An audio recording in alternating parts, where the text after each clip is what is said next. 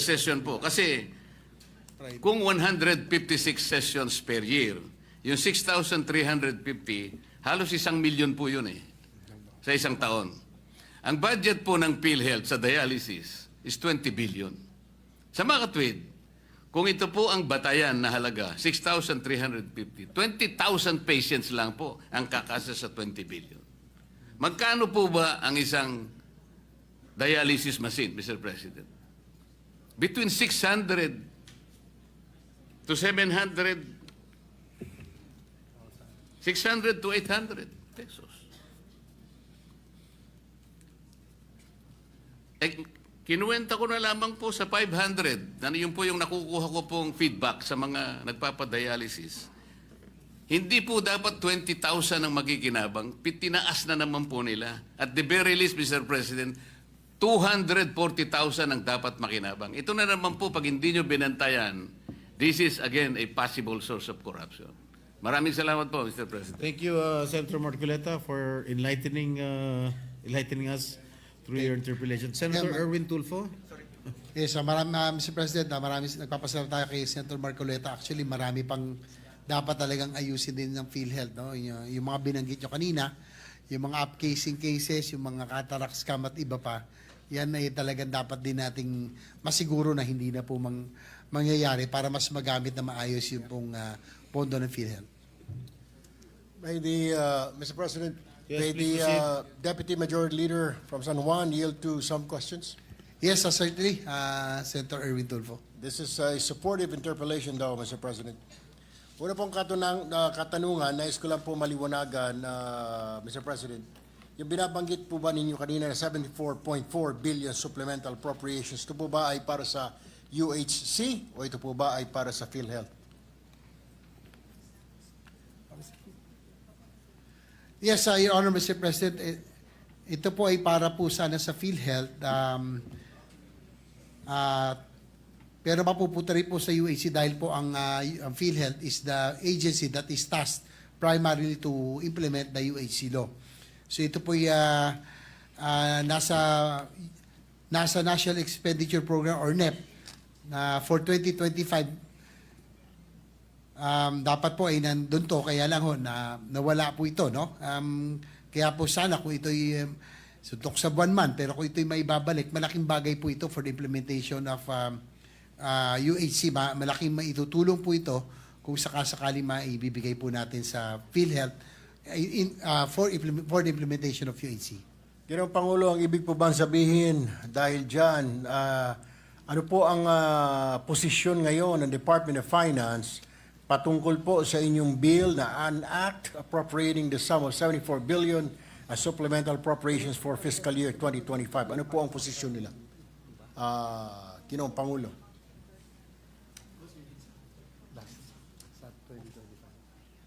Actually, Your Honor, Mr. President, the DOF has not given any position yet on this proposal for supplemental budget.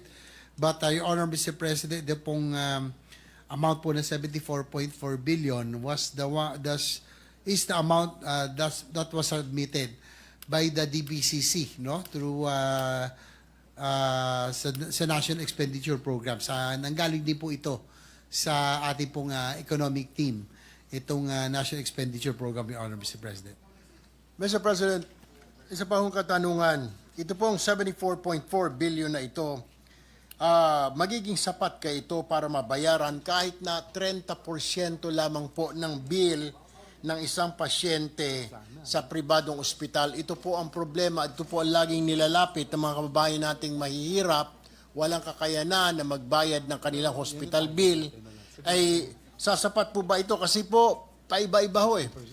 Minsan, sasabihin ng PhilHealth, ito 30%. Hindi pa po natin pinag-uusapan dito yung senior citizen discount. Meron naman ho minsan 10%. Hindi ho maintindihan. Wala pong malinaw na batayan na sinasabi ang PhilHealth kung magkano po ba talaga. Meron na pong mga panukalang batas na naihain po sa Kongreso nung ako po'y galing doon na para gawin sanang 30% na sagutin ng PhilHealth. Subalit hindi po nangyayari ito, Mr. President. Alam niyo ba kung sasama po dito sa 30% na bill na sasagutin ng PhilHealth sa mga ordinary kababayan natin na walang pambayad, Mr. President? Salamat po sa inyong katanungan na Senator Erwin Tulfo, no. Totoo po 'yan na talagang minsan no, pag minsan marami yung dumudulog sa atin, pinakikita po yung hospital bills nila. Halimbawa po sa 100,000 sinasagot ho ng PhilHealth minsan 5,000, 7,000. Napakarami ho. Minsan po pag mataas na mataas, ganun din po. And sa totoo lang po, on the average talaga napakababa ho ng participation o yung ibig sabihin sinasagot ho ng PhilHealth, yung kanilang support value. Kaya nga po naging mainit po dito, hindi ho natin na nakasundo, no, o nagustuhan yung pamumuno ng dating PhilHealth dahil nga po sabi ko baka ang tingin nila private corporation po sila. Kaya nga kung sila makakatakas sa kanila pong responsibilidad o liability, pinagmamalaki pa ho at the end of the year yung kanila pong savings na hindi ho dapat. So our intent, Your Honor, Mr. President, is that sana po at least 60 to 70% ay sagutin po ng PhilHealth, no? Pero sa ngayon ay nasa less than 18%. Kaya nga po I'm optimistic with the Dr. Mercado now as head of PhilHealth. They committed to increase the participation and support value of PhilHealth in every medical expense, no, na dapat po yung case rates na lagi nilang sinasabing ito ho kasi ang pinagbabasihan, dapat po ina-update ho nila lagi nang sa ganon na ito po yung maging realistic, no, especially with the inflation. So Mr. President, Your Honor, ang target ho natin, that's why this representation has requested the chair of the Committee on Health also to convene ito pong oversight committee para po matignan natin kung saan pa tayo nagkukulang, para matignan din ang PhilHealth kung bakit ho naging mabagal ang kanilang pag-update ng case rates at bakit ho napakababa ng sinasagot nila sa bawat hospital bills na dapat sana ay kahit papano ay maramdaman ng bawat Pilipino sa tuwing sila ay mauospital. Mr. President, maaari po bang i-revisit ng ating butihing Majority Leader mula San Juan ito pong Universal Healthcare Law at kung maaari pong isama na ang professional fee dahil Ginoong Pangulo, ito lagi po ang problema ng mga kababayan natin. Oo nga po't sinasagot ng PhilHealth, oo nga po't may mga discount, oo nga po't may mga GL, pero hindi po nababayaran. Ang problema, hindi pa rin mailalabas po yung pasyente, Ginoong Pangulo, dahil wala pong pambayad sa professional fee. Ayaw naman ho pakawalan ng mga doktor. Ang nangyayari po, nagiging hostage po yung pasyente, lalo na po yung mga sanggol na kapanganak pa lamang, iniiwan po sa mga nursery para maghanap ang ina ng bayarin, Mr. President. Maaari po bang bisitahin natin muli ang UHC law at isama na po ang professional fee at pilitin itong mga doktor na ito na tumanggap ng bayad mula po dito sa PhilHealth?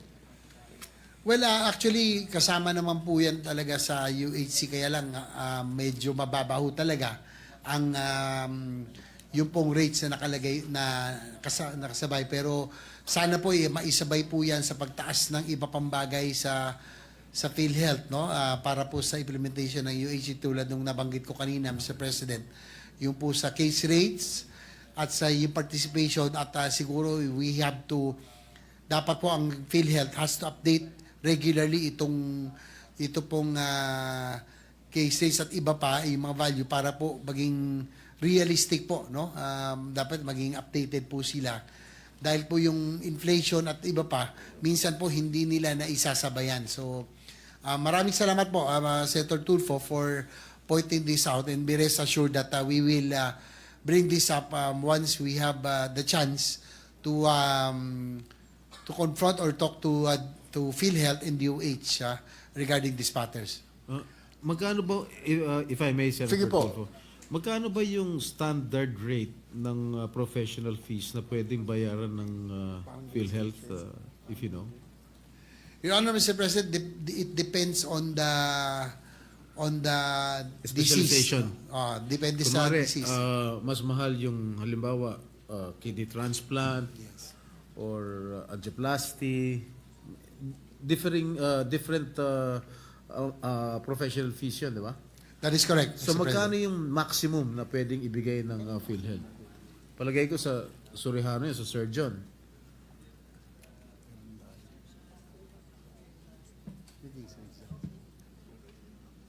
Pasensya na, Senator Tulfo.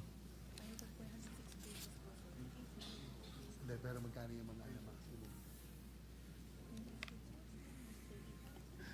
Iba-iba po, Mr. President. Actually, meron nung may malalaki naman. May mga 50,000, 30,000. Pwede siguro. magbayad ng PhilHealth na 50,000 as professional fee? Yes, Mr. President. Doon po sa Is mga... that the highest amount that the PhilHealth can pay as professional fee? Or pwede pang umabot ng mas malaki pa sa 50,000? Yung po, for example, Mr. President, for open heart surgery and others, umaabot po hanggang 60,000 pa nga po. Pwede magbayad. Apo. Alright. Thank you. Ginoong Pangulo, hindi po kadalasan na ang PhilHealth po ang nagbabayad, Ginoong Pangulo. Kasi may mga pagkakataon po, o marami pagkakataon na hindi po sinasagot ng PhilHealth. Bagamat sagot po ng PhilHealth ang hospital bill, pero ang problema nga po talaga natin ngayon ay itong mga professional fee na ayaw pong tanggapin. Wala rin pong tiwala kasi ang ating mga doktor, ang ating mga espesyalista sa PhilHealth, dahil sinasabi po nila, Ginoong Pangulo, na matagal magbayad ang PhilHealth at kung ano-ano pa po mga palusot. Maging hindi lang po yung mga doktor, maging po ang Private Hospital Association ayaw na pong tumanggap ng PhilHealth dahil napakabagal magbayad po ng PhilHealth. Yan po isa sa mga problema. Pag sa totoo lamang po, Ginoong Pangulo, may dala-dala kang PhilHealth, tatanungin ka ng ospital sa sa admission, anong may card ka ba o ano ba, insurance, pakita mo ang PhilHealth, halos idurana ng tao yung PhilHealth card mo dahil wala po silang respeto sa PhilHealth, Ginoong Pangulo. Well, Your Honor, Mr. President, sabi ko nga po, ako may optimistic dito sa bagong PhilHealth head dahil siya po isang doktor at siya po isang public health practitioner, no? And isa rin po sa kanyang naging commitment ay isettle na itong mga problema, yung pong mga liabilities, ito yung mga babayarin po ng PhilHealth sa mga private hospitals, among others, Your Honor, Mr. President. So, yan po ay dapat po talaga natin tignan, Mr. President, siguro sa ating pagda-convene na po yung, hopefully, with the indulgence of our chair for the Committee on Health, yung pong oversight committee natin for implementation, siguro mas may himay po natin ang operasyon ng PhilHealth para makita po natin kung saan po talaga nagkulang, saan po nagkamali, para po ating pong may ayos, para po mag-improve po yung serbisyo ng PhilHealth itong mga darating na taon, Mr. President. Although I agree with what Senator Erwin said, na matagal magbayad ng PhilHealth, kaya ayaw na minsan tanggapin ng mga ospital yung mga pasyente.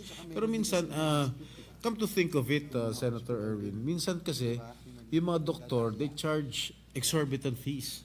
Malaki talaga. Minsan, dapat 10,000 lang yung professional fee mo, pero i-jack up nila sa 50,000. Kaya minsan, nag-iisip siguro ang PhilHealth para magdadalawang isip para bayaran. Kasi hindi ko naman po nila lahat yung mga doktor. Ha? There are some doctors who charge exorbitant fees. Yes, sir, Mr. President, if I agree with you, siguro po may yung delays din minsan ng pagbayad ng PhilHealth because as I agree with you, Mr. President, na meron ho talagang mga doktor and private hospitals, isama na natin, na talaga nagte-take advantage din po talaga, Correct. na talagang ginajack up nila yung kanila pong mga fees. Kaya po siguro nagkakaroon ng delay pag meron pong mga cases na nagkakaroon ng diskumpiyado PhilHealth, kaya po nire-review.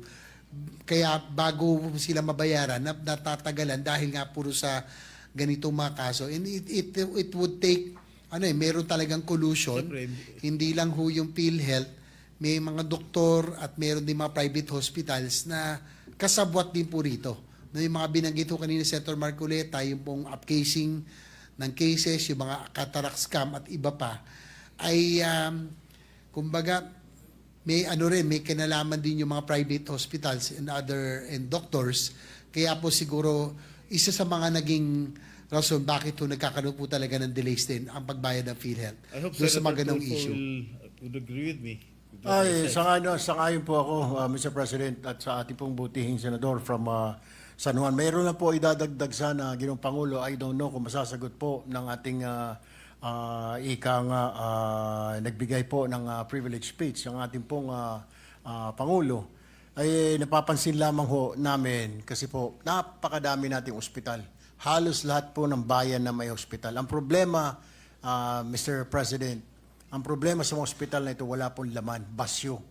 Tinayo po ng isang congressman, tinayo po ng isang senador, gobernor, mayor, at tuwan-tuwa. Yehey, palakpakan po pag opening, pag ribbon cutting. Ilang taon na, wala pa rin po ang laman. Ang tanging laman lang po, mga ipis at daga dito sa mga district hospital po ang aking binabanggit. So, wala pong saysay at sayang lamang dahil hindi po siya nalalagyan ng gamot, hindi po siya nalalagyan ng gamit, sa bagay, hindi naman po siya sa ilalim ng Department of Health. Yun po ang aking katanungan, Ginoong Pangulo. Kanino po magiging under itong mga district na ito kung hindi naman po lalagyan ng mga gamit at ospital at ng mga doktor at nurse? Well, nagamit po ito ng pandemic. Ginawa pong quarantine area ng pandemic. Pero ang purpose po ay ospital sa mga lalawigan, lalo po doon sa aming lalawigan, sa mga isla. Kulang po ng gamit, kulang po ng kama, Mr. President. Siguro kung papayag ang Department of Health, sila na dapat mag-devolve. I-devolve na sa Department of Health itong mga pinatatayo mga district hospitals na wala naman laman. Walang x-ray machine, walang laboratory, dapat i-devolve na lahat sa DOH yan. Sorry kung nasagot ko yung tanong. Tama ho kayo, Mr. President, dahil tayo naging mayor din po at naiintindihan ho natin ang problema. But because of itong naging challenge si puro sa devolution, pero in fairness, Senator Tulfo, I think yung sa akin pong pag-iikot din po, yung mga DOH-run hospitals mostly are okay, no? Sa mga napuntahan ko, medyo maayos na because of the Health Facilities Enhancement Program or HFEP, na dahil din po sa UHC, kahit paano naman, yung mga health facilities, marami na ho nag-improve. Dati ho talaga, pag sinabi mong government hospital, parang matatakot kang matatakot kang magpagamot. Sabi nga nila, naglalakad kang papasok, paglabas mo, nakahiga na, ganun daw. At madilim, masikip. Pero ngayon, I would say that a lot of, in fairness po, sa DOH, yung mga Apex hospitals, a lot has really improved a lot. No? Na talaga makikita nyo, mukha na rin private hospitals. Iba ang pinopoint out ni Senator Tulfo, I think, yung pong mga, tama ho kayo, mga district hospitals, and other hospitals na ito po under po ito ng dapat LGU or province ang nagpopondo. Kaya lang talagang because of yung devolution, it's a challenge, hindi ho talaga kaya ng maraming LGU sa maraming probinsya ang mag-maintain ng mga healthcare facilities. Kaya nga marami ang naggusto mag-renationalize, pero ito yung mga dapat hunin natin tignan kung paano po mag-i-improve ang ating pong programa. And I agree with you, Senator Tulfo, na talagang marami sa mga district hospitals at iba pa na maliliit hospital, talagang marami hong pagkukulang ho talaga.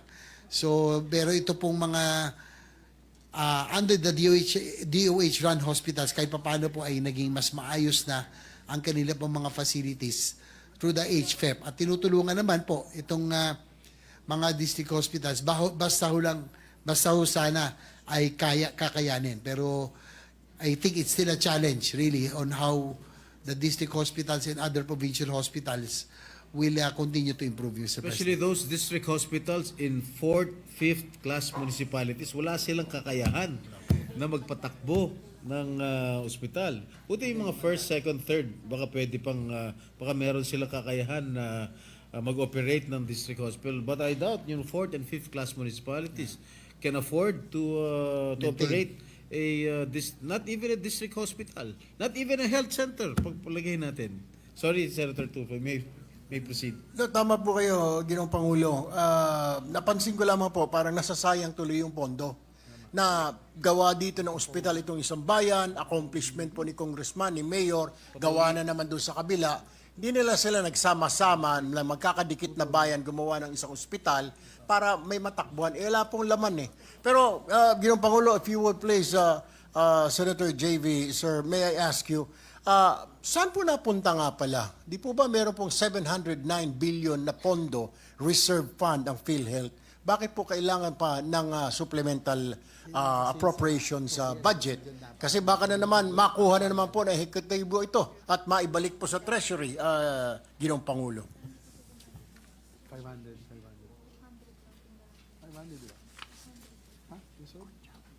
Your Honor, Mr. President, yung pong reserve fund sa PhilHealth, just like in any insurance, health insurance agency or institution, ay hindi ho dapat talagang ginagalaw dahil yan po ay dapat nandyan lagi na sa oras ng pangangailangan ay dapat hindi ho sila magkukumahog o kung mamumroblema kung saan sila kukuha. No? So, mini-maintain ho dapat talaga yung reserve fund at hindi ho talaga ginagalaw. And this is the reason why DOH, PhilHealth still ask for supplemental budget every year from Congress, Your Honor, Mr. President. Well, with that, I would like to thank our Deputy Majority Leader, and I would end my interpellation, Mr. President. Thank you, Salamat Senator po. Tulfo.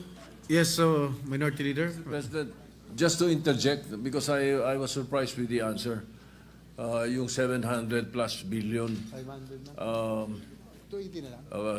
naka-reserve sa PhilHealth para sa oras ng pangangailangan. Kailan po yung oras ng pangangailangan?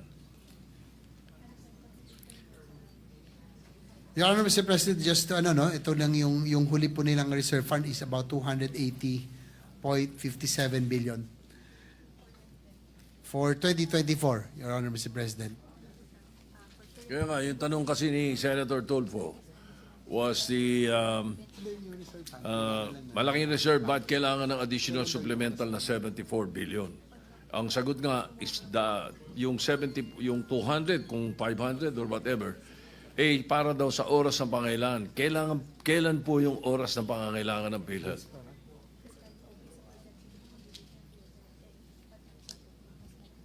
Your Honor, Mr. President, ito po kasing projection ng PhilHealth is based on projection of their expenditure, Honor, Mr. President. At doon po sa sabi ko nga po kanina, pag meron pong insurance institution, kailangan ho talaga meron ho sila laging reserve fund na hindi ho sanang ginagalaw, no? Dati po umabot ho ito ng almost 500 billion no pong after COVID-19, Mr. President, Your Honor. Doon po lumaki ito dahil hindi ho masyado nagamit, pero tuloy-tuloy pa rin po yung contributions. So, ang ano po rito, Your Honor, Mr. President, tanong po ng ating minority leader, it's all, ang ano po rito, actuarially estimated, no, na projected program, yung kanil po expenditure. So, may estimated actuarial computation po sila, Your Honor, Mr. President, na hindi rin naman natin alam kung paano Mahirap po kasi ito, numbers ito, Mr. President. Yeah, we'll probably find out more during the Budget hearing. budget deliberations. I'll let the next interpellator follow up this particular issue. Thank you. Before I recognize the Deputy Minority Leader. Yes, Senator Erwin. Mr. President, may I just intervene? Yung number po na nakuha ho natin na 709 ay galing mismo sa House Appropriations Committee for 2024-2025 budget po yun. Sila po ang may sabi na may 709 billion ang PhilHealth. Kaya nga po sinasabi ko, siguro po bantayan natin na saan po napunta ito kasi baka maglaho na naman parang bula o kung meron man talaga, ito po ay mapunta lamang po sa treasury na naman. Ang kaawa-awa ho ito and result ay mga kababayan ho natin na naiwan sa ere o nakatunganga na lang pag oras de peligro na, pag bayaran na po ng bill, sasabihin na naman na PhilHealth walang pondo. Bagamat sabi po ng House Appropriations Committee last year na ito po ay 709 billion. Meron po sila, Ginoong Pangulo, na reserve fund, Mr. President. Thank you, Senator Tulfo. Next to interpolate is the Deputy Minority Leader, Senator Risa Ontiveros. But before that, Senator Risa, I would like to acknowledge, I can see one of our visitors here, the newly minted Chief of the Philippine National Police, Gerald Torre. Welcome to the Senate. Please proceed, Senator Ontiveros. Salamat po, Mr. President. Bago po yung maikling interpellation ko sa good gentleman mula sa San Juan, isa munang point of information dun sa interpellation nila kanina ng good gentleman from Tarlac, tapos po isang manifestasyon. Yung impormasyon po, dahil kanina na pag-usapan nila ng good gentleman ng Tarlac, kung magkano ang kakailanganin talaga para mapondohan natin ang kompletong implementasyon ng universal healthcare. Binalikan po namin, Mr. President, yung mga estimate ng mga health insurance, health financing advocates nung patapos yung, either patapos ng 18th Congress or simula ng 19th Congress, dahil ang tansya po nila noon, batay sa UHC Medium Term Expenditure Program mula 2022 hanggang 2026, ang low budget estimate po nila noon para sa full implementation ng UHC ay 1.22 trillion pesos. Samantala, ang high estimate po nila ng budget na kakailanganin di umano ay 2.34 trillion pesos. At nung panahong iyon, just before year 2022, sabi po nila may funding gap na ng 163 billion pesos hanggang 1.28 trillion pesos considering yung fiscal space para sa health nung panahong iyon. Kaya po, sinasang-ayunan ko rin po, Mr. President, yung sinabi ng good gentleman mula sa San Juan na importanteng i-constitute ulit yung Joint Congressional Oversight Committee sa UHC, ay dagdag na po yung sinabi po ng good gentleman mula sa Palawan na ayon sa House Appropriations Committee nung nakaraang taon ay may di umanong 709 ba na billion pesos reserves ang PhilHealth. So, para lang pong i-reconcile at i-update lahat ng mga figures na ito para ma-advisean po ang buong Kongreso magkano ang dapat o ang kayang i-appropriate ng Kongreso taon-taon para sa progressive realization ng buong UHC. So yan lang po yung kaunting dagdag na impormasyon, Mr. President, dun sa interpellation kanina sa pagitan ng good gentleman from San Juan at saka Tarlac.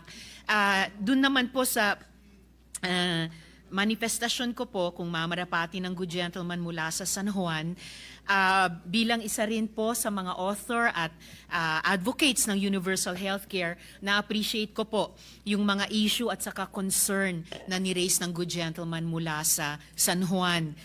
Nanghihinayang po ako, Mr. President, na hindi nakapagpasa ng amyenda sa UHC law sa nagdaang Kongreso, subalit may panahon at pagkakataon ngayong Kongreso na repasuhin at siyasatin itong implementasyon ng UHC Act. At yun din po ang ginawa ng good gentleman from San Juan sa kanilang privilege speech ngayon. Batid ko po na ang layunin natin ay yun ang progressive realization ng UHC, pero totoong may several bottlenecks na kailangan pong tukuyin o tugunan para ang UHC ay mailagay talaga on track sa layunin nating makamit sa mga susunod na taon. Gusto ko lang pong bigyang diin muli ang ilang mga concerns na yung ilan dito ay binanggit na ng good gentleman mula sa San Juan. Una po, pagtugon sa long-term financial demands nga po ng UHC. Laging kulang. Gaya ng sinabi din po ng mga nakaraang interpellations, hindi sumasapat. Yet, may mga nakatenga at pinapabalik pa o binabalik ng mga pondo at may mga reklamo talaga sa mababang PhilHealth benefit delivery rates. Pangalawa, bagaman may mga inobasyon sa primary healthcare service delivery ang DOH at ang PhilHealth, yung pagnarrow natin sana sa gap ng healthcare infrastructure at capacity at by extension, yung shortage at maldistribution ng mga healthcare workers, nananatili rin po itong isang concern. Pangatlo, ang UHC, kailangan palakasin talaga yung mga provincial at saka citywide health systems.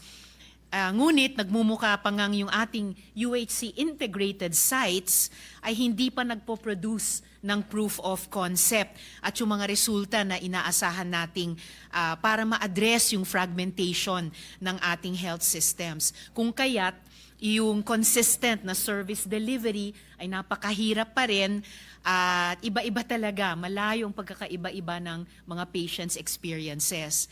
Pangapat po, Mr. President, isama na rin po natin yung walang katupusang issue ng pag-unify ng ating health information system at data integration para i-enhance yung interoperability nito.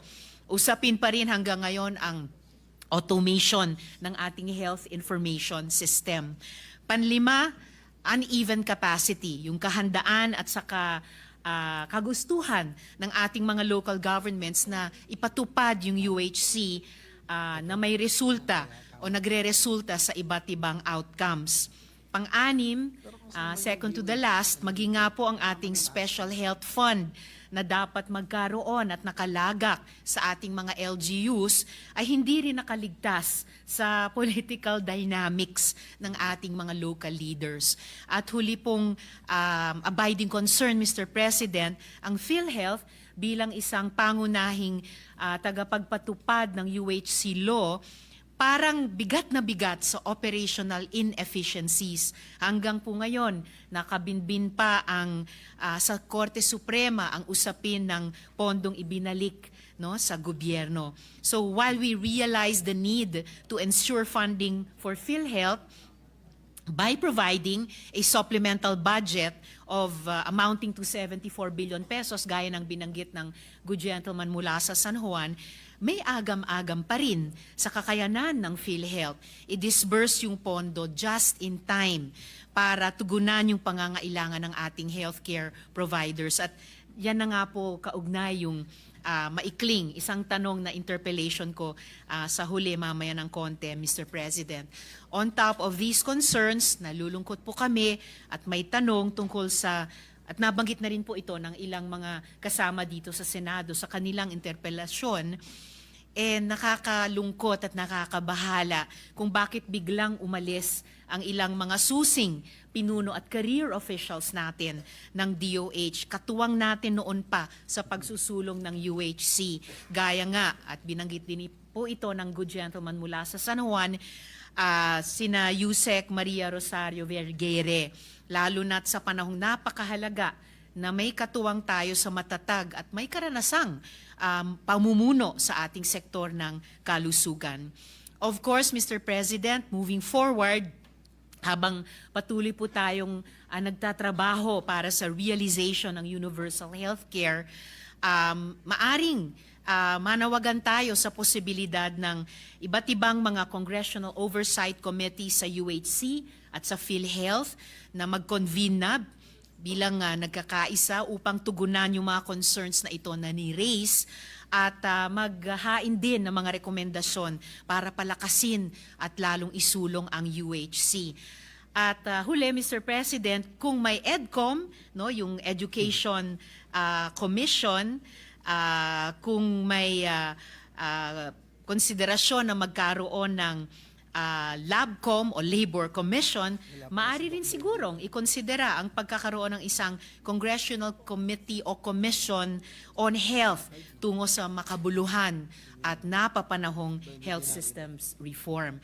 Maraming salamat, Mr. President. At yung nag-iisang tanong na interpelasyon ko sa good gentleman mula sa San Juan, nabanggit nga po nila kanina yung panukalang supplemental budget sa halagang 74 billion pesos.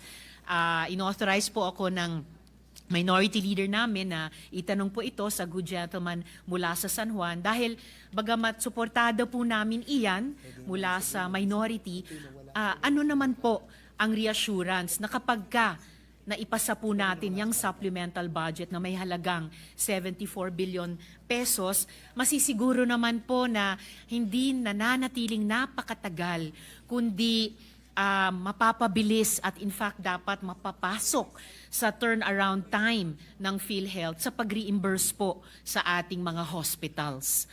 Mr. President, good gentleman mula sa San Juan. Yes, Your Honor, Mr. President.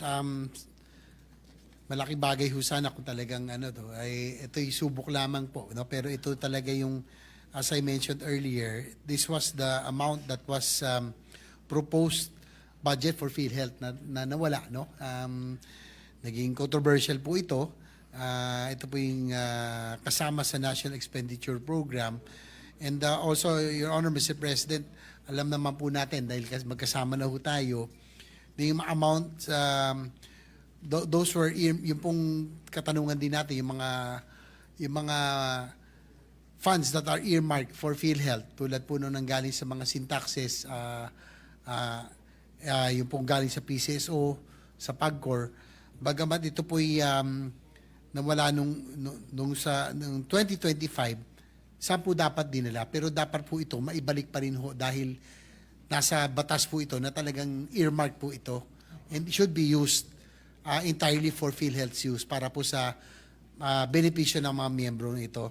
So ito po ay part na rin po itong 74.4 billion. Hopefully ito yung breakdown, no, for PhilHealth Premium Indirect Contributors. Supposedly ito yung nawala, no, yung sa mga indigents, seniors and PWDs na magagamit din po syempre sa mga pagbayad ng mga dapat bayan ng PhilHealth. Yung po 53 billion for the premium of indirect contributors, 21 billion for improvement further of PhilHealth's benefit packages.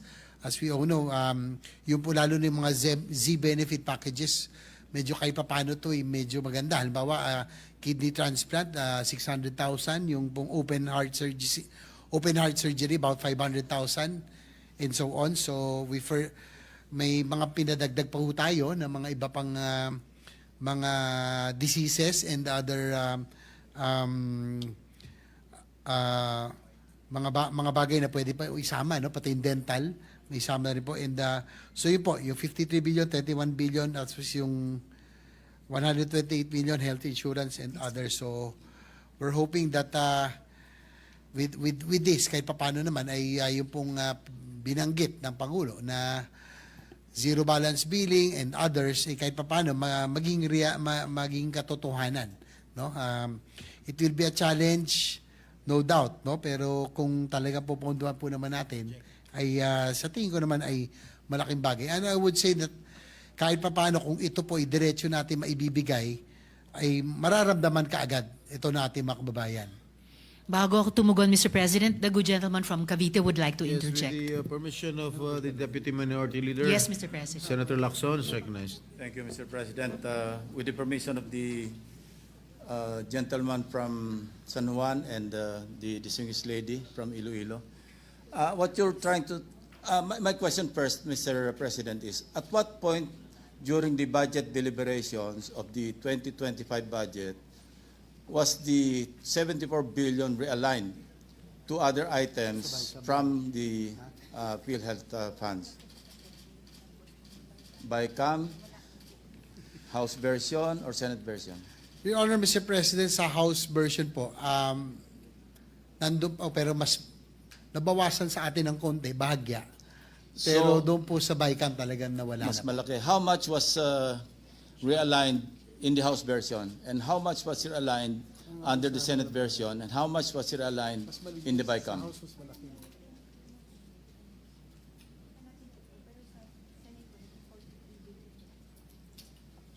From what I remember, Your Honor, Mr. President, doon sa Senate version, nasa 43 billion pa, no? Ang na-realign. Ang natira. Ang natira. Apo.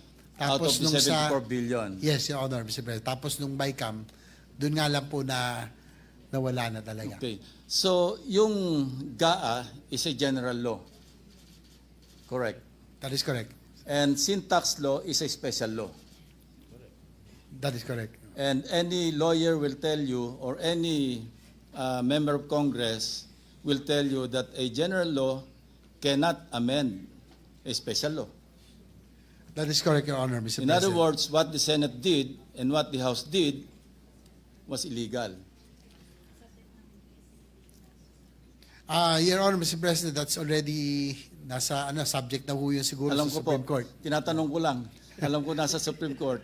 And we're just discussing dapat alam natin, hindi natin pinayagan kasi alam nating the GAA, being a general law, cannot amend a special law which is the sin tax law.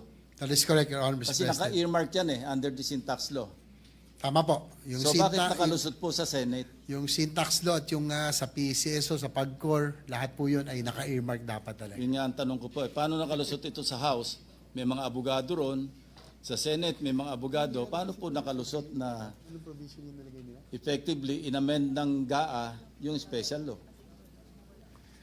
Yun nga po, Mr. President. You may not answer, Mr. President. Thank you very much. Sige. Thank you, Senator Lacson. Salamat, Mr. President. By way of closing my brief interpellation sa good gentleman from San Juan, 2 punto po. Una, importante po yung pinoint out ng good gentleman from Cavite. At yun po yung isang dahilan na kasama ng dating minority leader na si dating Senador Coco Pimentel. Nag-manifest po ako nung BICAM, nung nakaraang budget debates na hindi ko pipirmahan yung BICAM version dahil effectively dinifund ang PhilHealth. Despite the fact, tulad ng pinaalala ng good gentleman from San Juan kanina lamang, yan po ay amounts na earmarked. Earmarked po ng batas tungkol sa buwis, earmarked po mula sa mga government-owned and controlled corporations. And pangalawa po, Mr. President, muli kaya po importanteng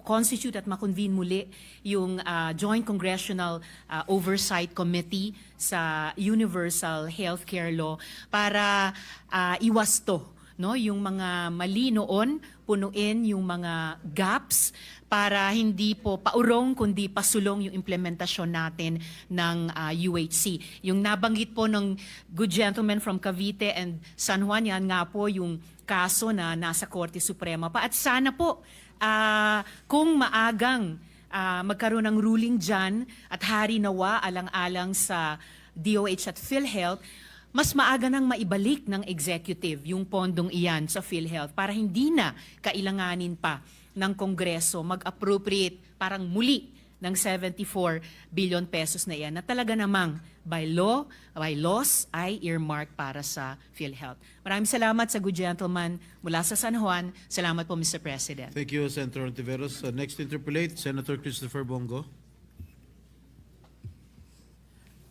Thank you, Mr. President.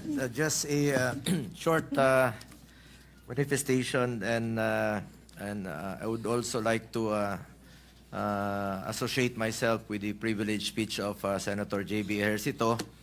Siya po yung ating principal sponsor ng Universal Healthcare.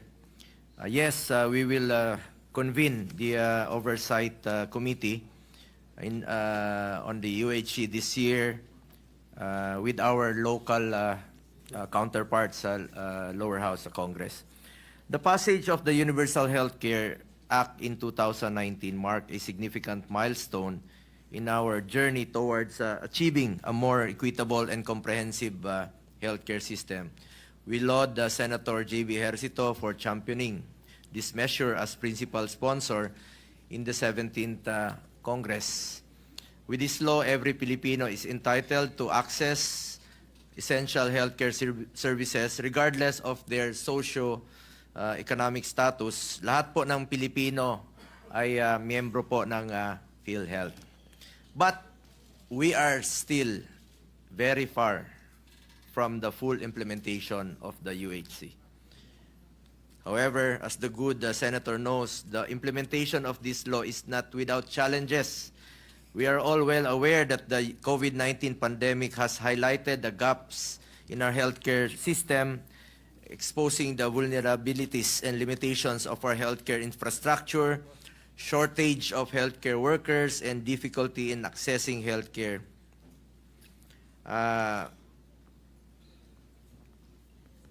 Ito pong nabanggit po sa na no balance sa billing ay sa pagkaalam ko, it was mentioned by the Secretary of Health na pertaining po ito doon sa mga charity ward. Yung ibig sabihin, nasa UHC yan na libre po. Dito tayo minsan nagkaka-problema. Dahil pag nagkaroon ng komplikasyon yung operasyon, mas lalaki yung billing, lalong-lalo na po sa mga government hospitals. Kahit na hindi yung sa mga hindi charity ward, yung mga pay ward, minsan kino-cover ng PhilHealth, may packages. Pero pag nagkaroon po ng komplikasyon, madadagdagan po yung araw na admitted sila, madadagdagan yung billing nila. Diyan na po yung problema ng ating mga kababayan. Nalolobo po ang mga hospital billing nila at minsan umaabot po ng milyon-milyon. It is therefore imperative for our health agencies led by the Department of Health and PhilHealth to exert extra effort in ensuring that the goals and objectives of the UHC will be achieved. As a legislator and head of the Health Committee, we will exercise oversight functions over our health agencies so that we can review and evaluate the implementation of health-related laws. Last Congress, last year po ito, noong 2024, we conducted 14 hearings in the committee to push for allowances due to our healthcare workers and to advocate for reforms in PhilHealth following the transfer of PhilHealth funds to the National Treasury. Sana po, PhilHealth, para magkaroon kayo ng maayos na budget, ayusin niyo po ang inyong serbisyo. Ang PhilHealth po ay para sa health po yan. Klaro naman po, PhilHealth, health para sa Pilipino. Ang PhilHealth po ay hindi negosyo. Dapat po ay meron tayong insurance na meron tayong masasandalan na tuwing tayo ay nagkakasakit. Alam niyo po, maraming mga kababayan nating Pilipino minsan takot magpa-hospital dahil sa takot sa babayarin sa hospital. Kahit na marinig lang na magpa-check up, takot na po. Meron diyang buntis sa Cebu last year po, nanganak sa sidewalk, namatay yung mag-ina dahil ayaw magpa-admit. Meron po isa dyan sa Cavite, isang lalaki, ayaw magpagamot dahil takot po sa babayarin sa hospital. Dapat po ay may masasandalan po ang Pilipino kapag nagkakasakit. Yan naman po ang objective ng UHC. I am hopeful that the Supreme Court will finally decide to have the budget transferred to be returned to PhilHealth kasi yung out of 89.9 billion na kinuha kasi excess funds nga raw po, sa totoo lang, hindi naman talaga excess funds yun. Dahil kung ginamit po yung 89.9 billion, ay hindi po magiging excess funds yun. At mas mababawasan pa ang problema natin sa pagpapa-hospital kung ginamit po yung 89.9 billion. Ang problema, nagamit na yung 60 billion, yung 29.9 billion na lang po ang hindi sinole at pinigilan. At for the record po, hindi nga po ako pumirma sa BICAM report for 2025 dahil nga po zero ang budget ng PhilHealth at hindi po ako sang-ayon na isi-zero ang budget ng PhilHealth. Kung meron mang ililipatan po ng pondo, dapat po gamitin rin po ito sa health. I am also hopeful that the Supreme Court will finally decide to have the budget transferred to be returned to PhilHealth. Andyan pa yung nakabinbin pa yung 29.9 billion. If there are also excess sources of funding at kung kaya nating mag-supplemental budget para sa PhilHealth, gawin po natin ito. After our numerous appeals, PhilHealth has committed to implementing sweeping reforms, starting with a long overdue scrapping of the single period of confinement policy. Sa ating pagdidinig po sa Senado, 14 hearings na po, including about 7 sa PhilHealth, ang dami nating na-discover na meron silang mga pulisya, nung 2013 pa po ito pong single period of confinement policy, na bawal kang i-cover sa pangalawang pagkakataon tuwing nagka-pneumonia ka, nagkasakit ka, nagka-bleeding ka, mapigilan mo bang magkasakit muli sa loob ng 90 days? Doon pa nila tinanggal nung na-discover natin. Ito pang 45 days limit policy, na bawal kang i-cover ng PhilHealth pagdating ng 46 days. Bakit nagtitipid ang PhilHealth? Pwede nyo namang gamitin ito sa mga pasyente, di wala kayong excess. Napaka simpleng logic naman po nun. Alam niyo po, hindi po kailangan ng Pilipino ng malasakit center kung i-cover ng PhilHealth ang lahat. Ang nangyayari po ngayon, ang malasakit center, batas po yan na pinasa natin dito noong 18 Congress, it's a one-stop shop naman po siya. Andiyan dyan yung PhilHealth, andiyan dyan yung PCSO, andiyan dyan yung DSWD, andiyan dyan yung DOH para tumulong. Pero kung sagutin na po ng PhilHealth ang lahat, edi walang problema yung Pilipino. Hindi ko maintindihan kung bakit nagkaroon po ng excess funds last year. At hindi ko rin po maintindihan bakit na zero po sila. Dahil itong contribution natin, tayo, nagko-contribute po tayo sa PhilHealth, may mga Pilipino po na walang kakayahan na magbayad, sila po yung sinasubsidize po ng PhilHealth. Ang importante po ngayon dito sa universal healthcare, sabi ko nga, napakalayo pa natin sa full implementation of that law, ay dapat pong ma-maximize po yung ng PhilHealth yung pondo nila. Totoo naman po yun, meron pong kailangan na reserve fund in case of pandemic dahil hindi natin inaasahan na nangyari. Pero in excess of that, sa required by law na magkaroon ng reserve fund para sa maaring pandemic, ay dapat sana ay gamitin talaga ito. Ubusin nyo po ang pondo ninyo para sa mga mahirap nating pasyente. Sa totoo lang, napakababa pa rin po ng case rates ng PhilHealth sa ngayon. For example, meron pong isang provincial health officer ng Camarines Norte, sa lugar po ng ating kasamahan dito, Senator Robin. 4 million ang hospital billing niya. Ang sinagot ng PhilHealth, 27,000. Na-admit siya muli sa pangalawang pagkakataon, ang sinagot ng PhilHealth, 29,000. A total of 57,000 out of 10 million. And that is less than 1% of his billing. Namatay po siya, hindi po niya napakinabangan. Dahil ang naging contribution niya, 200,000 na kinaltas sa sweldo niya. Ang napakinabangan niya, 57,000. Nalugi pa siya, namatay pa siya. At hindi lang po yon nangyayari sa isang tao. Sa lahat po ng naririto, contribution po natin yan, kaltas po sa sahod natin yan. Tingnan nyo po sa inyong mga payslip. Nagko-contribute po tayo.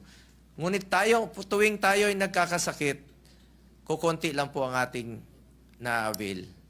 Tinaasan nila dahil nagreklamo tayo after numerous hearings, 7 hearings sa Committee on Health. Doon pa sila nagmamadali. Noong December, nagkaroon sila ng emergency board meeting. Ang dami nilang inayos na mga pulisiya. In one day, na-approve nila. Kung na-approve nyo nung isang araw, sana inaprubahan nyo, hindi December, nung January, di wala kayong excess funds. Walang wawalisin ang national government. Sinabi nga ni Secretary Recto, nilagay nyo naman sa GAA na pwedeng kunin yung excess funds. Ang sinagot ko naman po, wag naman yung excess funds para sa health. Kasi ang pondo po ng health ay kulang pa. Ang kalusugan po ay katumbas ng buhay ng bawat Pilipino. Sad reality. Hanggang ngayon, kahit saan tayo pumunta, maraming humihingi ng tulong, mga reseta, hindi makalabas sa ospital, sinasangla yung karabaw, ibibenta yung mga kagamitan sa bahay para lang po makalabas. Yun po ang totoong realidad sa ngayon. Ang layo pa po natin. At totoo naman po yung zero balance billing sa mga charity ward. Pero other than that, pumunta tayo yung iba naman po kasi sa atin, ayaw po sa government hospital. Gusto nila sa private hospital, nandoon yung kanilang mga espesyalista, nandoon yung mga doktor nila, ay hindi naman natin mapigilan dahil emergency po yun at buhay po ang nakataya dito. Hindi naman natin mapigilan na, huwag kayong magpa-admit sa private hospital at doon kayo sa government hospital. Pag emergency cases, itatakbo mo naman sa pinakamalapit na hospital. Pero pag malaki po ang sasagutin ng PhilHealth, i-cover ninyo, mas malaki pong tulong yon na hindi na sila humingi ng guarantee letter, magmamakaawa sa mga politiko para makahingi ng tulong. Isa po sa dahilan, isa sa aking priority ay nag-file po ako to institutionalize MAIP o MAIFIP. Ito pong para sa mga financially incapacitated or indigent patients. At dapat po walang pinipili. Ibig ko sabihin, kung sino po yung mahirap talaga, ay siya po dapat makinabang nito. Hindi na po dapat lumapit sa politiko para humingi ng tulong para sa kanilang pagpapa-hospital. Kaya sa totoo lang, hindi po katanggap-tanggap sa akin.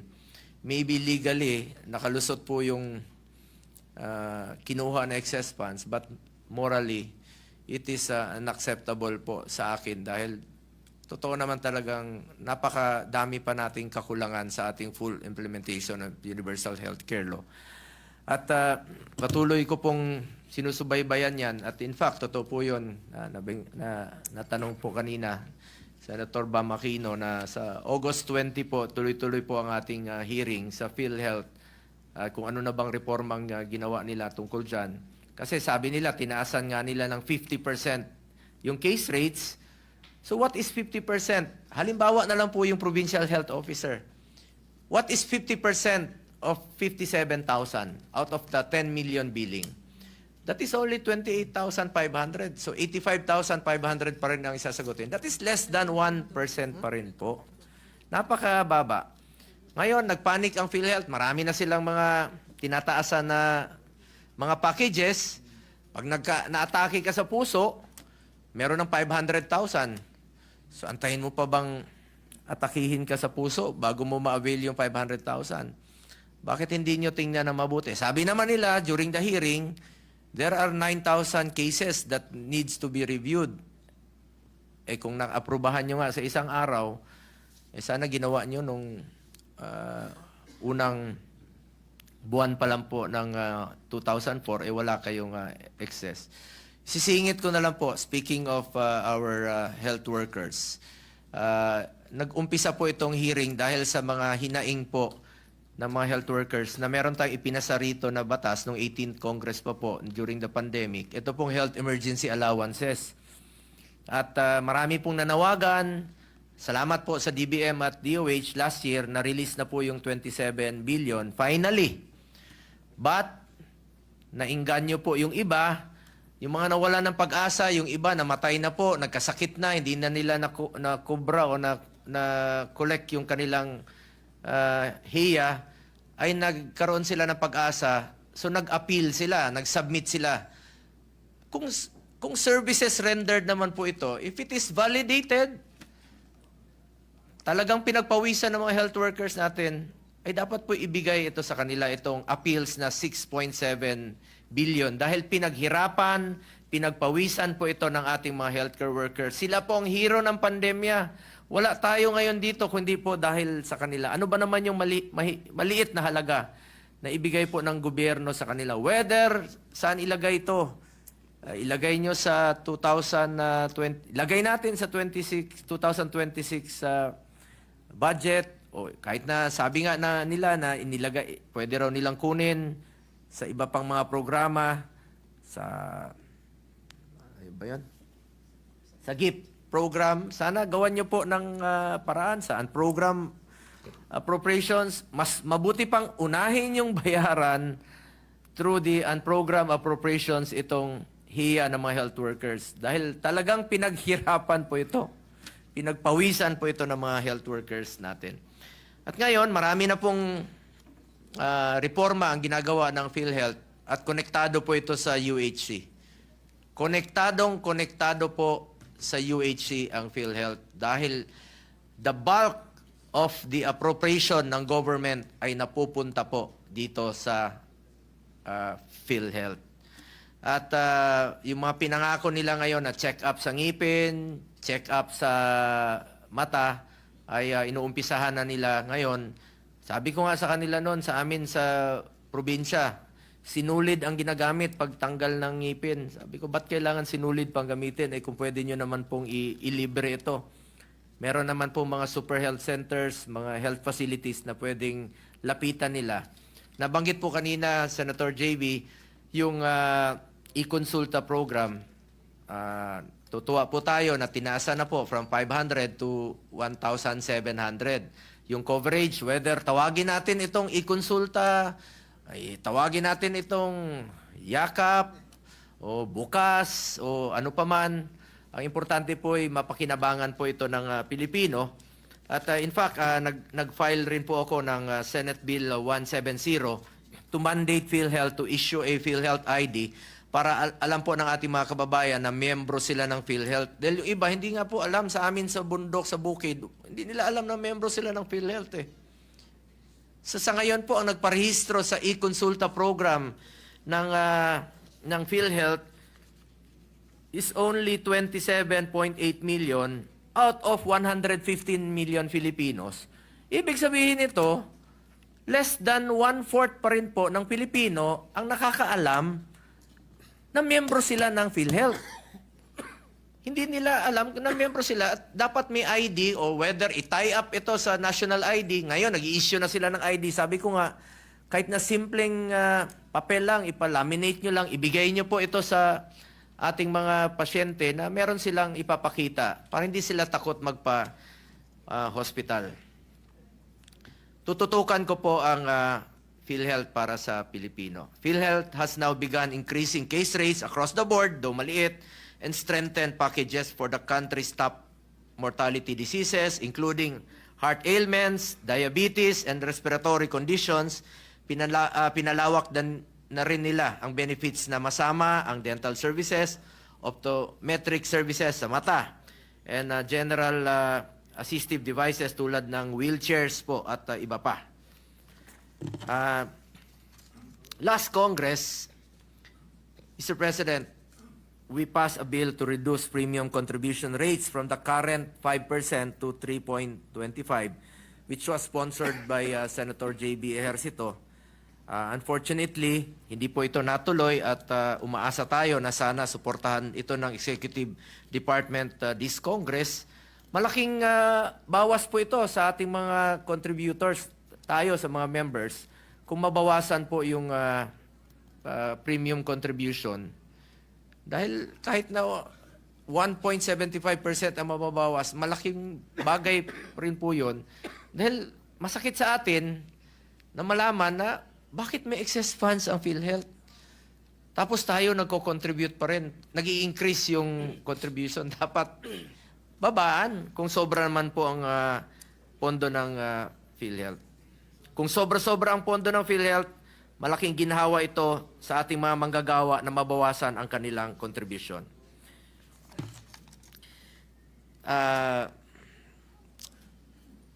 Given all these issues confronting our healthcare system, Mr. President, I just want to underscore the need for our health officials to focus on their duties. Ito talaga yung departamentong dapat na hindi mahaluan ng politika. Dapat hindi po mahaluan ng konting politika ang tulong ng medical assistance sa ating mga kababayan at wala pong dapat pinipili. Karapatan po ng bawat Pilipino yan. Alam ko minsan may mga dynamics, may mga politika. Pag gano'n na po ang nangyayari, ang nasasakripisyo po ang serbisyo sa tao. Ilang buhay po ang nasasakripisyo, ilang pasyente ang hindi natutulungan. Sana magtulungan po tayo. Bilang chairman po ng Committee on Health, let us continue to work together towards achieving a truly universal and equitable healthcare system. Salamat po sa ating good gentleman from San Juan, Senator JB, for bringing this to the attention of the Senate. At magkakaroon po tayo ng monthly hearing po dito sa Committee on Health regarding PhilHealth, regarding HEA, at iba't iba pang mga issues. Totoo naman po yung sinasabi ninyo. Marami pa rin tayong mga pasilidad na hindi nagagamit, walang kulang sa kagamitan. Yung iba nagiging white elephant na po. Yung iba naman po ay walang doktor, walang mga nurses. Dapat po ay mabigyan po ito ng kaukulang atensyon at importansya. Sana ay mas tumaas pa yung budget ng Department of Health. But hindi lang tumaas, gamitin po sa sa wasto at sa tama at maibalik ang bawat piso, lalong-lalo na po sa mga mahihirap na pasyente. Ang kalusugan po ay katumbas yan ng buhay ng bawat Pilipino. The more we should invest sa ating healthcare system. Maraming salamat po, Mr. President. Thank you, Senator Bongo. Before you leave, may I know if I know you are pushing for the institutionalization of MAIP. I would like to ask you if this government can guarantee that mangyari ngayon zero billing, whether public or private hospital. Are you amenable kung for the scrapping instead of MAIP? Dahil wala naman tayong gagastusan sa MAIP kung zero budget na lahat. Di ba? Kaya nga, kung zero budget po, Kung even zero sa, budget. Oh, siyempre, mas mabuting wala nang babayaran ng Pilipino para sa akin. Whether in public or in private hospital, sana po to the barest minimum dapat ang binabayaran po ng pasyente. Kung maaari nga wala eh. So, mangyari dyan, concentrate natin yung pondo doon sa PhilHealth, i-scrap na natin yung MAIP. Sabi ko nga, Lagyan ng pera yung MAIP. pag malaki ang coverage ng PhilHealth, mas magiging mababawasan ang problema ng Pilipino. Hindi na sila magmamakaawa, hindi na nila kailangan na humingi ng tulong sa iba't ibang ehensya ng gobyerno, hindi na nila kailangan pumunta sa politiko. Thank you. Importante rito para sa indigent patients. Thank you. My, Yeah, Mr. President, also yeah. would like to thank the Chairman of the Committee on Health, Senator Bongo, that he already committed that we will be convening the Oversight Committee on implementation of UHC. At malaking bagay rin po yung kanyang pong mga naging hearing sa kanya pong pamumursige at pangungulit sa PhilHealth kahit papano ay nag-improve yung kanila pong packages, no? Tumaas yung ban, pero hindi pa ho tayo. Gaya na banggit, we're still far from there. Marami pa challenges. Pero pagtulong-tulungan po natin, and I'm proud to have passed this measure here in the Senate because marami ho ang nagtumulong dito para maipasa ito at marami pa ang patuloy na tumutulong para maging katotohanan itong Universal Healthcare Act.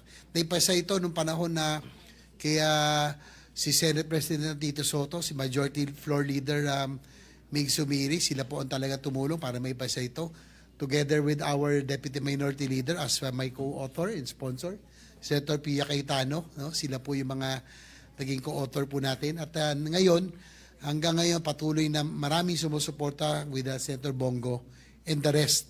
So I'm proud that this Senate has been really serious in really striving to achieve that goal of having a genuine universal healthcare for all Filipinos, Mr. President. Thank you, Senator JB. Majority Leader. Mr. President, Senator Pia Cayetano, the distinguished lady from Taguig and Pateros, is also seeking the floor. I move that she be recognized, Mr. President. Any objection? Senator Pia Cayetano is hereby recognized.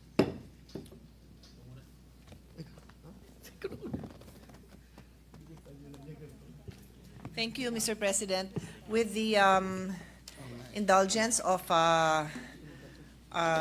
Senator JV, I'd like to make some comments and observations and perhaps ask His Honor his thoughts on some issues on this matter. Certainly, Mr. President, anytime from, of course, coming from the co-author of this landmark legislation. Thank you, Mr. President, and thank you to Senator Padilla for allowing me to take the floor. So, Mr. President, I was listening to the debates earlier and noted that there were concerns on the 1,700 budget for the Consulta program, and which apparently is now called YAKAP, no? I'd like to explain because I think it's important for all of us who will be weighing in on these issues, who will, of course, be supporting anything that we can do to strengthen PhilHealth, to understand how this works. First of all, the 1,700 per person is based on a risk-sharing scheme. So what is required here is that a certain population, and I'll give an example, for example, Taguig City, everyone in that population would have a budget of 1,700. So like any insurance na risk sharing, hindi naman lahat ho yan magkakasakit. So kunyari yung 1,700, ang population mo is 1,000 na lang para madali yung mathematics natin. That's 1.7 million pesos. Yung 1,000 na yan, hindi yan lahat magkakasakit. Baka merong pumasok doon, madapa, band-aid lang ang gastos natin. Ano tawag doon? Alcohol. Ano ba uso ngayon sa sugat? Mertiolate pa ba? O ano ba? Betadine na, betadine na. Betadine. Betadine, mas madaling ma-pronounce. And Band-Aid, yun lang ang gastos, di ba? Tapos, siguro yung iba doon, sumakit ang tiyan, binigyan ng 10 tablet for 3 days consumption, di ba? So, yun, alayo nun sa 1,700. And that's why, dear colleagues, that amount is based on, I believe that's based on actuarial, assuming tama yung pagkagawa nila, na sa 1,700 na yung buong population nagko-contribute ng ganon, magkakasya. In fact, there is a study by Dr. Tony Dance and his team. I don't have it in front of me.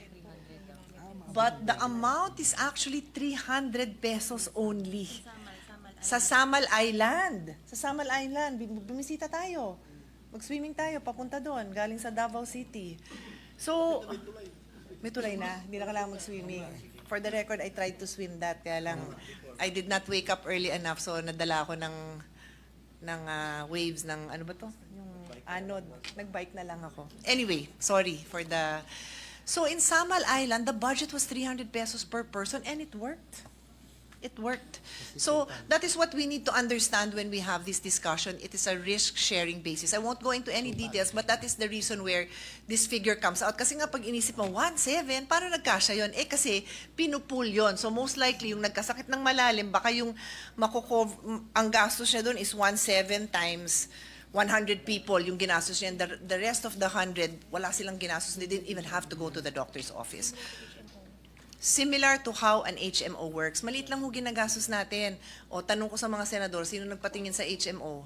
O, di wala. So, nagagamit ngayon yan ng staff natin. Ganun yun. Kung tayo naman na nagkasakit, sana hindi magkasakit yung staff natin kasi kinocompute nila yun to ensure na yung pondo na yan, mabuo pa rin. I then move on, no? But what happened was, hindi rin ho ito maintindihan ng mga providers. The providers were very reluctant to sign up as a provider. Kasi nga, 1,700, paano yan mag-work sa amin?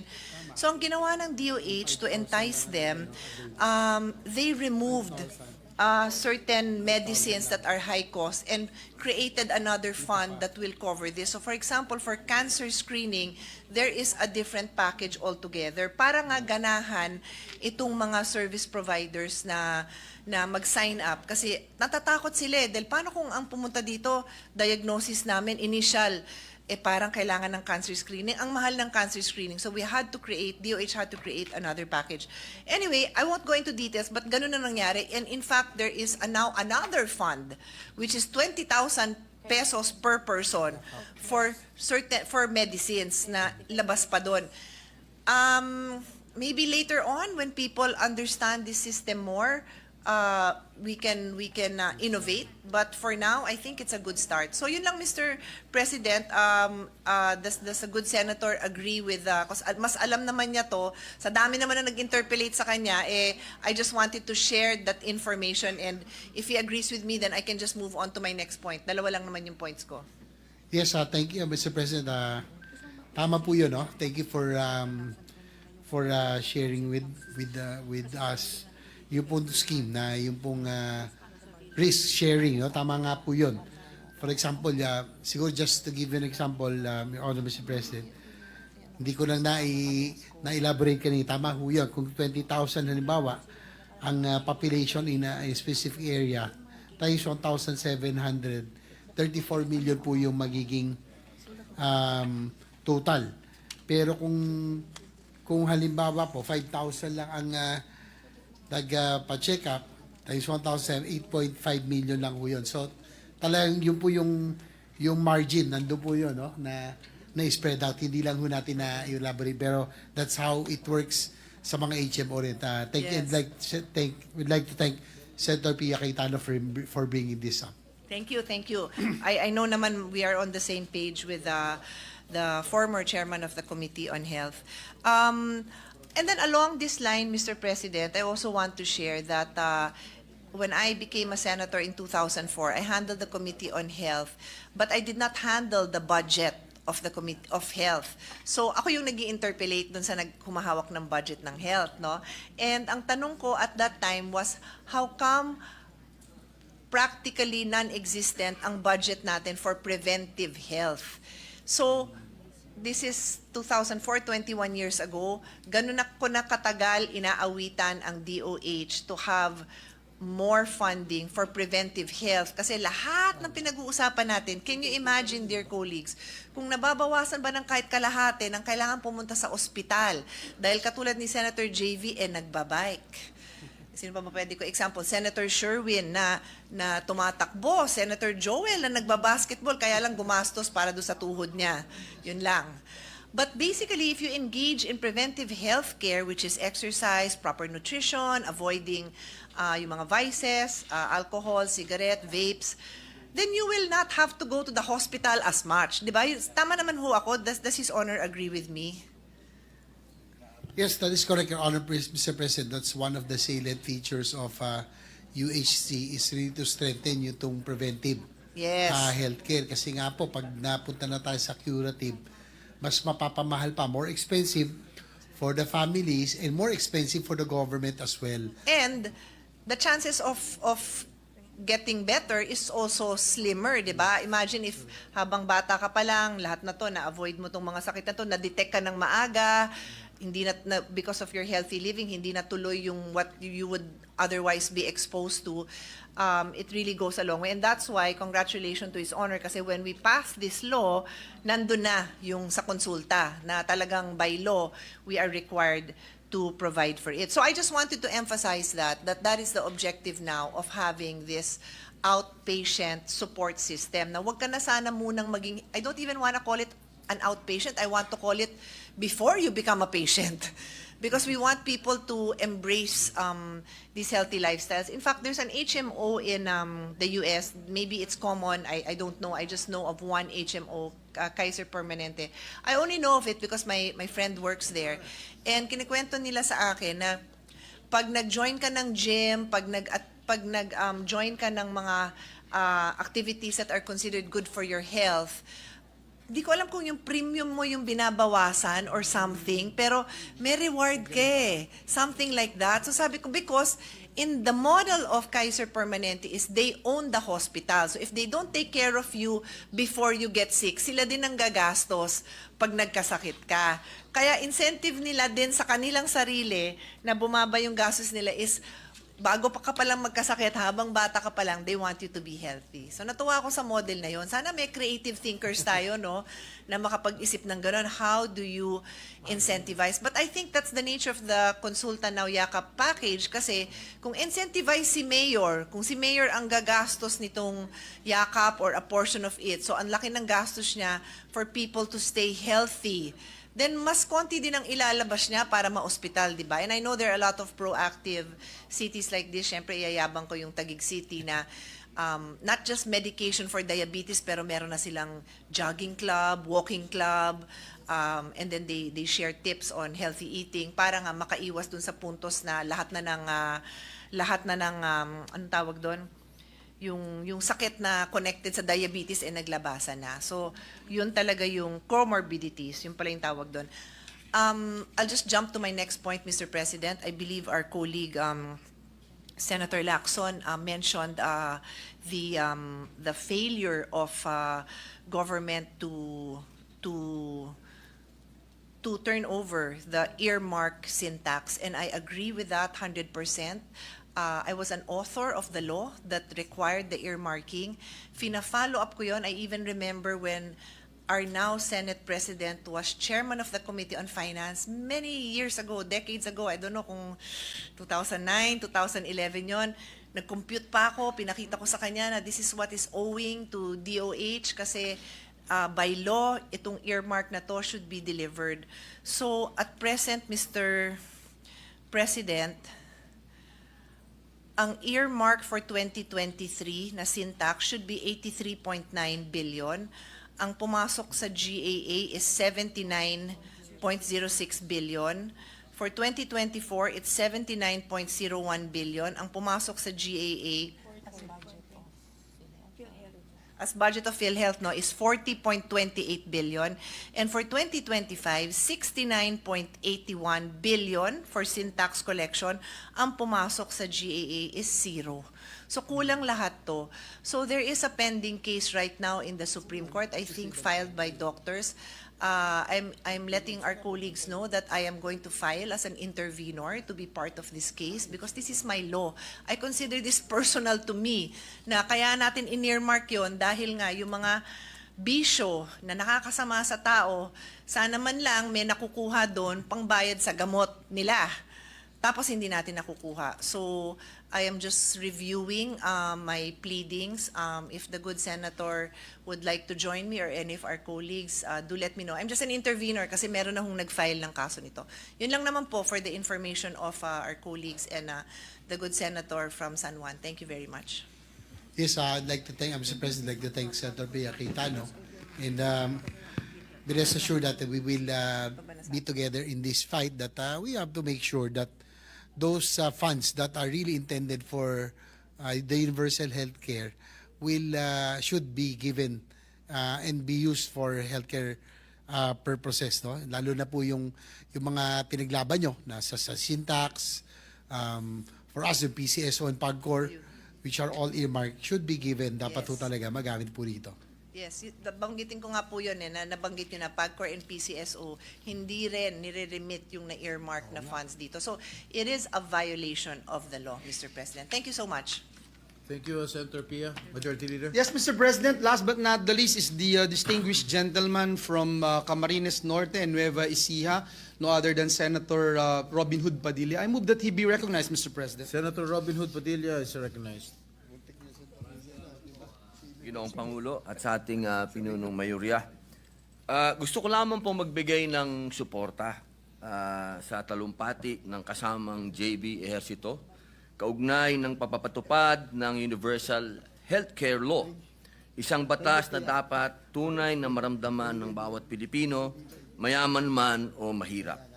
Sa kasalukuyang sistema, marami pa rin ang hindi nakakakuha ng tamang serbisyong medikal. Kulang ang pasilidad, kulang ang pondo, at madalas kulang ang pagmamalasakit. Panahon na para tiyakin natin ang bawat sentimo ng pondo para sa kalusugan ay nakararating sa mga ospital, barangay health centers, at sa mismong pasyente. Meron po akong mensahe sa mga nasa gobyerno na kumikita dito sa pondo na dapat ay sa taong bayan. Sabi nga po ng Pangulo, mahiya naman kayo. Ang sabi naman ni Mig Subiri, shame on you. Ang mensahe ko naman, tandaan po ninyo, ang mga kababayan natin, pagka pumatak ang luha niyan sa lupa, dumadagundong po yan papunta sa langit, humihingi ng hustisya. Kaya wala po kayong itananim dito na hindi kayo sisingilin. Kung hindi man kami nakapagpasapan ng batas para habulin kayo, pero may batas po ng Diyos. Kaya humanda kayo. Maraming salamat po. Senator Padilla. Mr. President, before I'd like to thank Senator Padilla na naging nga po siguro kung kanya maalala itong naging mainit yung huling budget hearing sa PhilHealth at sa ating pakikipaglaban para po sa ayusin po ng PhilHealth, inakbayan pa nga niya yung dating presidente ng PhilHealth kasi medyo mali na yung, yung kanyang pagtatanong dito. At kaya papasalamat kay Senator Padilla na talagang kahit paano ibalik yung respeto dito sa Senado. Maraming salamat, Ginoong Pangulo. Thank you, Senator JV. Majority Leader. Yes, Mr. President, before we refer the speech of the good gentleman, may I just put into the records, Mr. President, my sincerest thanks and gratitude to the distinguished gentleman from San Juan for reiterating our call, Mr. President, because universal healthcare law was among the first measures we authored and co-authored when we entered in the Senate, Mr. President. And I think the bottom line today, Mr. President, since the passage of the measure, while we are still far from achieving truly universal healthcare, we have been laying the foundations and building on the goal tulad po nung pagpasa. I'm sure our minority leader, yung bill po natin na Doktor para sa Bayan Law. Remember, Mr. President, when we passed that law, before we passed that law, there are only 8 SUCs na nag-o-offer ng School of Medicine. Ngayon ho, 25 state universities na and colleges and 22 private higher education institutions. And sususugan ko po yung mga sinabi ng aking mga kasama. In 2023, sabi po noong data ng Philippine Statistics Authority, yung PSA, yung households shouldered the largest share of healthcare costs with out-of-pocket payments amounting to 44.4%, Mr. President, of the total current health expenditure. And this was followed by government and compulsory contribution healthcare financing schemes, which is made up of 42.6%, and voluntary healthcare payment schemes, which contributed 13.3%, Mr. President. So ito po talagang dapat tugunan at i-address natin gaya ng panawagan ng ating kasamaan, Senator J.V. Ejercito. At huli ko pong gustong sabihin, Mr. President, we have been talking about limited budget, nawawalang budget, kulang na budget for DOH, for PhilHealth. Dun po sa 2023 report ng COA, umabot po sa tumataginting na 11.18 billion pesos ang nasayang at na-expire na mga gamot, bakuna at iba pang healthcare products sa ilalim ng pamamahala ng Department of Health. Mr. President, sandamakmak po na healthcare products sana ang napakinabangan ng ating mga kababayang Pilipino, ngunit ang mga ito ay naaksaya lamang at kinakailangang itapon. So ito ho, hindi acceptable at natutuwa po ako na marami sa ating mga kasamahan ang naistignan ang mga pangyayaring ito at bigyan higit sa lahat ng solusyon para mas maging maganda at ma-attain natin, Mr. President, yung ating pangarap na tunay na universal healthcare. With that, Mr. President, may I respectfully move that we refer the privileged speech of Senator J.V. Ejercito and all the interpellations and manifestations thereon to the Committee on Health and Demography. So move, Mr. Is President. there any objection? There being none, the privileged speech is hereby referred to the Committee on Health and Demography. Thank you, Mr. Majority President. Leader. Mr. President, just some administrative matters. Upon the instruction of the Minority Leader and with the conformity of the Chairperson of the Committee on Games and Amusement, I move to elect Senator Panfilo M. Lacson, Vice Senator Loren Legarda as member of the said committee representing the minority. So move, Mr. President. Any objection? Hearing none, Senator Lacson is hereby elected as member of the Committee on Games and Amusement. Mr. President, upon the instruction also of the Chairperson of the Committee on Urban Planning, Housing, and Resettlement, may I respectfully manifest the designation of Senator J.V. Ejercito as Vice Chairperson, replacing Senator Raffy Tulfo, who shall now serve as a regular member of the committee. Consequently, Mr. President, Senators J.V. Ejercito, Camille Villar, and Christopher Lawrence Go are the designated Vice Chairperson of the Committee on Urban Planning, Housing, and Resettlement. So manifest, Mr. President. Any objection? Hearing none, the manifestation is hereby noted. Thank you very much, Mr. President. Mr. President, I move that we adjourn the session until 3 o'clock in the afternoon of Tuesday, August 12, 2025. So move, Mr. President. Is there any objection?